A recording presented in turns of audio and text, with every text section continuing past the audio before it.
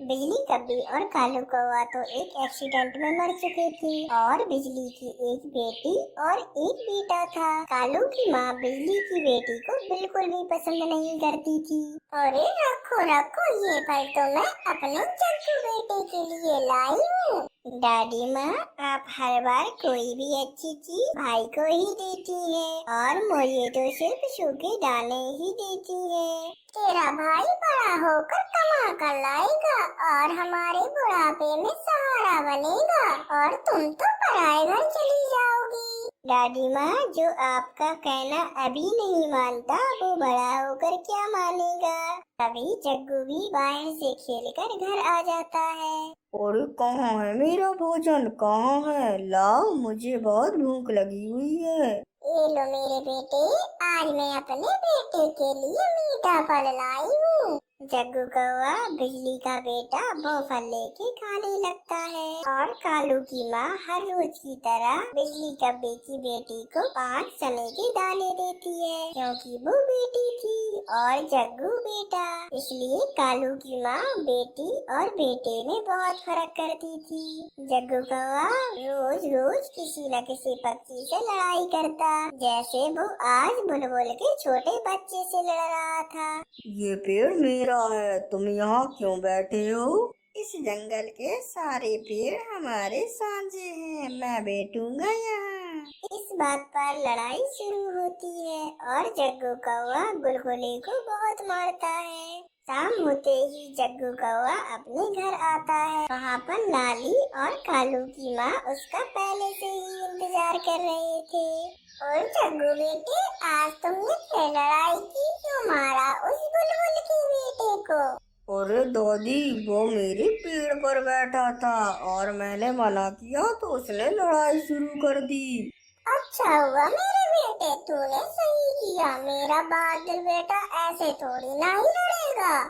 जब भी कोई बात होती तो ऐसे ही जग्गू की दादी जग्गू का साथ देती। समय गुजरता गया और बच्चे बड़े हो गए। फिर एक दिन कालू की माँ भोजन की तलाश में जा रही थी। तभी अचानक से उनकी तबीयत खराब हो जाती है और वो गिर जाती है और उनकी टांग टूट जाती है। कबूतर और चिड़िया कालू की माँ को घर छोड़ देते हैं और किसी की नजर लग गई मुझको। अब मेरे घर कमा कर कौन लाएगा, कौन पेट भरेगा इन बच्चों का। ऐसे ही कालू की माँ रोती रहती है। ऐसे ही कुछ दिन तो घर का चूल्हा जलता रहता है और ऐसे ही राशन खत्म हो जाता है। तभी कालू की माँ जग्गू कौवे को काम पर जाने के लिए कहती है। जग्गू बेटा, अब मेरी तबीयत ठीक नहीं रहती, अब तुम काम पर जाया करो और कुछ कमा कर लाओ। घर में खाने को कुछ भी नहीं है। अरे मैं अपना पेट तो भर सकता हूँ, परंतु आप सबके लिए मैं कैसे कमा कर लाऊंगा? भाई, आप दादी से ऐसे बात तो ना करें। तुम चुप कर जाओ लाली, मेरा बेटा अभी गुस्से में है। तुम देखना, कल से मेरा बेटा काम पर जाएगा। फिर वो सब सो जाते हैं और दूसरे दिन जग्गू अपने घर से निकलता है, परंतु वो तो आज कुछ और ही सोचकर घर से निकला था। वो जानता था कि अब उसे अपने परिवार के लिए कमा कर लाना होगा, इसलिए वो अपना घर ही छोड़ देता है। जग्गू कौवा दूसरे जंगल में चला जाता है। लाली को अपनी दादी की चिंता सताई जा रही थी। फिर लाली कुछ सोचकर अपनी माँ का हार बाजार लेकर जाती है। आंटी, आप मेरी मम्मा का हार खरीद लेंगी? दिखाओ जरा। अरे ये हार तो बहुत ही सुंदर है। उस चिड़िया को वो हार बहुत पसंद आता है और वो चिड़िया लाली को उस हार के बदले 50 रुपए दे देती है। लाली उन रुपयों से कुछ कपड़ा लेती है और घर जाकर उनसे कुछ फ्रॉकें बनाती है। तुम ये क्या कर रही हो लाली? दादी माँ, मैं अपनी दादी माँ का सहारा बनना चाहती हूँ, मैं कुछ करना चाहती हूँ। फिर कालू की माँ मन ही मन में सोचती है, अरे ये तो वही बेटी है जिसे मैं सूखे दाने देती थी और जिसे मैंने मीठे फल खिला खिला कर पाला पोसा था, वो तो मुझे छोड़कर ही चला गया। दूसरे दिन लाली कुछ फ्रॉकें लेके मिट्टू तोते के पास जाती है और उन्हें बेचकर तोते से 200 रुपए लेती है। ऐसे ही लाली ने जो अपनी मम्मा का हार बेचकर काम शुरू किया था, उससे अब वो खूब सारी कमाई करने लगी थी और अपनी दादी का बहुत ख्याल करती है। उन्हें खाने को फल ला कर देती और मिठाइयाँ। लाली, मैं बहुत शर्मिंदा हूँ, मुझे माफ कर दो। आज मुझे पता चल गया है कि बेटियाँ भी बेटों से कम नहीं होती। अगर तुम न होती तो इस हाल में कौन मुझे सहारा देता। पर दादी माँ, मुझे तो आज भी वो दिन याद है जब आप कहती थी कि बेटियाँ तो पराई होती हैं और मुझे भोजन भी ना देती थी। फिर लाली अपनी दादी के साथ खुशी खुशी रहने लगती है। छोटी चिड़िया, अपने पिट्टू से बच्चे को लेकर यहाँ से चली जा, क्योंकि अब मेरे 3 बेटे यहाँ पर आ गए हैं। बिजली बहन, मेरे बेटे ने अभी अभी बॉल से खेलना शुरू किया है, तो थोड़ी देर तो खेलने दो। एक बार का कहा तेरे समझ नहीं आता। इस बॉल से अब बस मेरे बेटे ही खेलेंगे, तो तू अपने बेटे को अभी के अभी यहाँ से ले जा, वरना इसे धक्का देकर फेंक दूंगी। क्या कहा बिजली बहन, तुम मेरे बेटे को धक्का दोगी? एक पंख तो लगा कर दिखाओ। चिड़िया के इतने कहते ही बिजली कभी चिड़िया के बच्चे को एक लात मार देती है और चिड़िया के बेटे को चोट लग जाती है। ले, अब तेरे बेटे को पंख भी लगा दिया और इसे एक लात भी मार दी। अब इसे यहाँ से ले जा। बिजली, इतना भी घमंड ठीक नहीं है। एक दिन तुम बहुत पछताओगी और फिर तुम्हें अपने अहंकार का एहसास होगा। ऐसा कहकर वो चिड़िया अपने बेटे को अपने घर पर ले जाती है, परंतु बिजली कौवी को तो जरा भी फर्क नहीं पड़ता। मेरे बेटो, ये चिड़िया तो ऐसे ही बकवास करती है, इसकी बातों पर ध्यान मत देना। बस ये याद रखना कि तुम 3 हो और तुम तीनों को कोई भी नहीं हरा सकता। मम्मा, जब से बिजली आंटी ने मुझे लात मारी है, जब से मेरे पंखों में बहुत दर्द हो रहा है। मेरे प्यारे बेटे, मैं अभी आपके पंखों में दवा लगा देती हूँ, फिर आपका सारा दर्द दूर हो जाएगा। तो मम्मा चिड़िया अपने बेटे के पंख पर दवा लगाती है और उसे सहलाकर सुला देती है।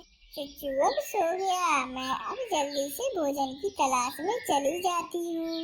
ऐसा सोचकर वो चिड़िया भोजन की खोज में चली जाती है। रास्ते में एक तोता भी चिड़िया के साथ चला जाता है। वो दोनों पास में ही एक जंगल में भोजन खोजने लगते हैं। चिड़िया बहन, इस पेड़ पर तो बहुत सारे आम लगे हुए हैं, चलो इन्हें जल्दी तोड़कर घर पर ले जाते हैं। वो दोनों आम को चोंच लगाने ही वाले थे कि तभी वहाँ पर बिजली अपने तीनों बेटों के साथ आ जाती है।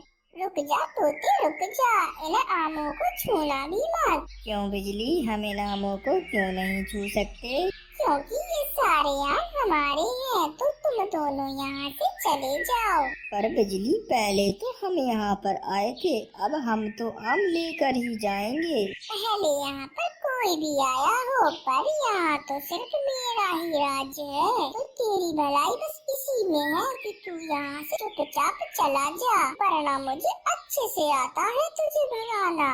चिड़िया तो बिजली से पहले ही डरी हुई थी, तो वो उस तोते को समझाती है। तोते भैया, चलो यहाँ से, इस बिजली को ही लेने दो सारे आम, हम कोई दूसरा पेड़ खोज लेते हैं। अरे नहीं नहीं, मैं ऐसा नहीं होने दूंगा। अब तुम दोनों की बात खत्म हो गई हो, तो अब यहाँ से फूट लो और शांति से हमें आम खाने दो। मैं तुमसे डरता नहीं हूँ, आम तो मैं भी खाकर ही रहूँगा। ऐसा कहकर वो तोता एक आम तोड़ लेता है और ये देखकर बहुत ही ज्यादा गुस्सा आ जाता है। फिर उन दोनों में काफी देर तक लड़ाई होती है। दोनों एक दूसरे को गुस्से में मारे जा रहे थे। सुनो बच्चों, तुम अपनी मम्मा को पकड़ो और मैं इस तोते को पकड़ती हूँ। फिर सारे बच्चे बिजली को पकड़कर दूर कर देते हैं और चिड़िया भी उस तोते को पकड़कर दूर कर देती है। बच्चों छोड़ दो मुझे, आज तो इस तोते को बताकर ही रहूंगी कि बिजली से लड़ने का क्या अंजाम होता है। सबक तो मैं तुझे सिखाऊंगा। बड़ी मुश्किल से चिड़िया तोते को वहाँ से ले जाती है और उधर बच्चे भी बिजली कौवी को उसके घर ले जाते हैं। सारे के सारे डरपोक हो तुम, जो मुझे यहाँ पकड़कर घर ले आए। अरे मैंने तुम्हें कितना समझाया है, फिर भी उस तोते को पीटने की बजाय वहाँ पर डर कर खड़े रहे तुम। मम्मा, आपकी आंखें लाल हो गई हैं, तो आप ये दवा लगा ले। हाँ लगा दो दवा, पर मैं उस तोते को छोड़ूंगी नहीं। तोते भैया, बिजली बहुत अब बुरी हो गई है। उसने मेरे चिच्चू को भी बॉल से नहीं खेलने दिया था और उल्टा उसको लात भी मारी थी, इसलिए आप भी उस बिजली से लड़ाई ना किया करें। चिड़िया, ये बात तुमने पहले क्यों नहीं बताई? मैं उस बिजली को छोड़ता नहीं, मैं उसे बहुत मारता। आप उस बिजली से कब तक लड़ोगे?